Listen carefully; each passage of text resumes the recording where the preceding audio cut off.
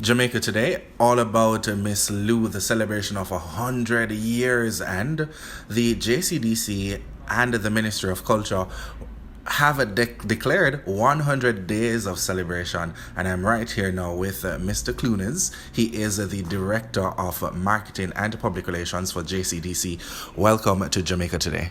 All right, thank you very much, Shannon. Good to speak with you. All right, talk to me about it. 100 days of celebration. Explain to me what will be happening and also the need for the 100 days of celebration.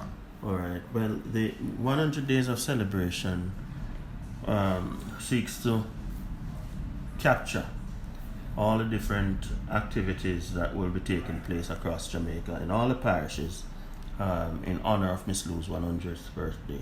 Awesome. Of course, you know that our National Festival of the Performing Arts relies heavily on a lot of our written and spoken cultural content, and you find that Miss Lou's work features very prominently in the program. And so throughout the country you'll have schools and community groups and so on who will be doing different activities in celebration of her 100th birthday. I mean, there's no point trying to explain to anybody what Miss Lou means to Jamaica. Everybody will have their own wonderful perspective on that.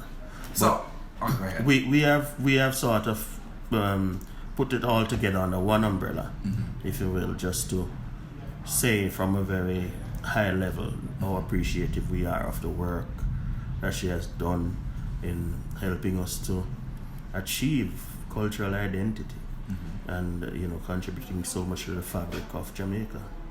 That's right. All right, let's talk about two events. One happened on Saturday, and that was the Floral Tribute to Miss Lou. If you want to dissect it a bit, and give me an overview of what really took place. Well, the Floral Tribute, traditionally we have floral tributes for our national heroes, our former prime ministers, political leaders and so on, and our folk icons who are interred at National Heroes Park. But this year, being Miss Lou's 100th birthday, we had an extended floral tribute. So this was a more special sort of occasion. So we had a good turnout from the diplomatic corps, from the political directorate, from the cultural community, and we had some wonderful presentations and performances. We had the Carrie Folk Singers, we had Dion Silvera in speech, and we had the military band and so on.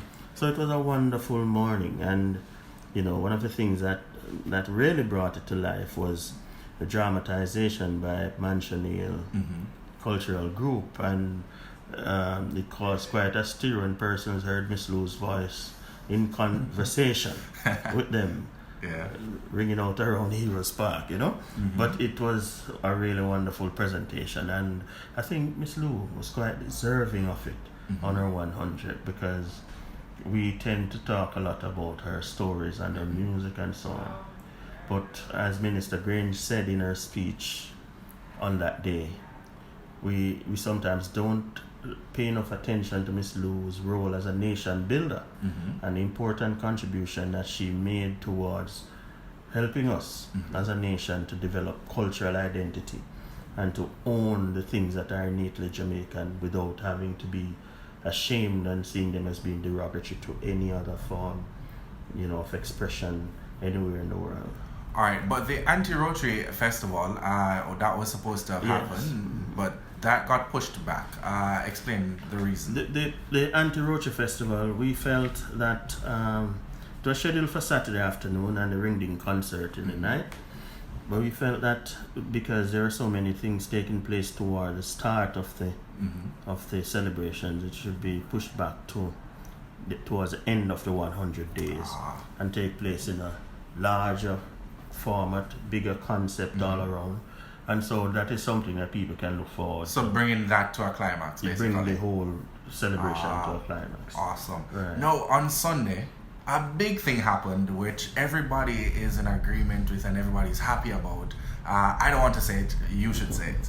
Well, that big thing that happened on Sunday was really a continuation of another big thing that happened last year when we mounted and unveiled her statue, Miss Lou's statue in Garden Town Square. Nice. So having done that work, the square itself now, we saw where it needed to be presented in a particular manner.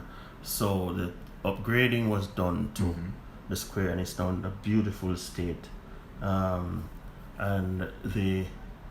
it is a site for people to come and see. So the renaming of the square, which is really a detailed process that has to go through the local government system and the political directorate. It was really a touching moment for those who were in attendance. And the Prime Minister was the main speaker there, and he spoke to the wonderful contributions, of course, that Miss Lou has made, not just to Garden Town, but to Jamaicans at home, and the impact of her work on the diaspora and other communities as well. That's right. One of the things that you find in most of the big metropolis areas in the world is that there are permanent, they're tangible things that tell their story, that represent their history. So you go to London and you see Winston Churchill and you see all of these fine figures. And that is what Miss Lou is doing now in Garden Town. So when tourists come to Jamaica and they go to Garden Town, that's another attraction for them. Yes, because once they start to investigate her life and work, then they will see what an awesome human being she was.